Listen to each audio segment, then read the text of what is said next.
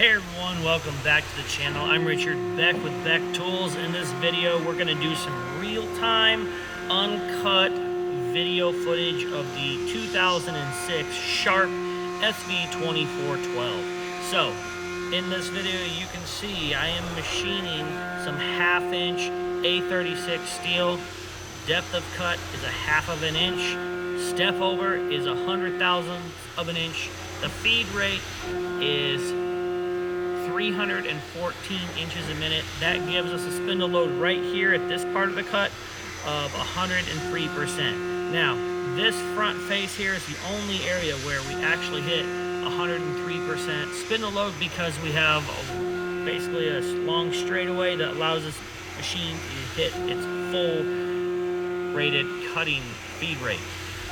This machine is capped at 314 inches a minute for cutting. It has rapid speeds that are substantially higher. I think 1100 is what it's supposed to have. I think it's capped around 700, but then again, I don't know if maybe there's some averaging in the speed meter when I'm watching it rapid. So, I'm not 100% sure on my actual max rapid speeds. Might have to look that up. But this is a roughing Endmill from Haas tooling. It's the one that they advertise as lasting 10 times longer. I don't know the part number right offhand, but this thing is a beast. This Endmill alone has already machined around 300 pounds of A36 steel before I even shot this video. Now you can see right here in the front there where those chips are piling up.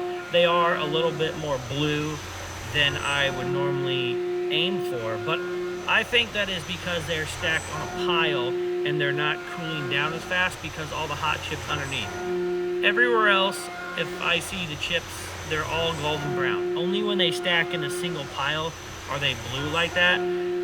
So I decided to go ahead and just, let it rip.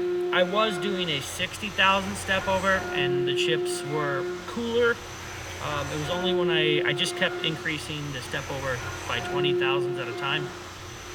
And when the chips when the spindle load hit 103, I decided to go ahead and stop increasing the step over. So could I go more? Yes. A lot of guys have told me you can run this machine up to 150% spindle load for short amounts of time. The 100% spindle load is at its 100% duty cycle. So theoretically, I could run 99% spindle load 100% of the time and it would never overheat. That's theoretically.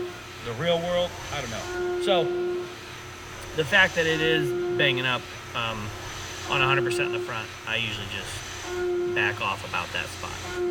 So yeah, this is basically the CNC machining of a BA shredder D-plate. The BA shredder is a Beck Tools 2x72 belt grinder. One of the products that I make. I also do CNC machining, job shop type stuff. So if you need something CNC machined, shoot me an email at richard@becktools.com and we'll talk. Anyways, thanks for watching, guys. If you have any questions about this machine or this process, leave them in the comment section below. I appreciate you supporting the channel, and I will see you next time.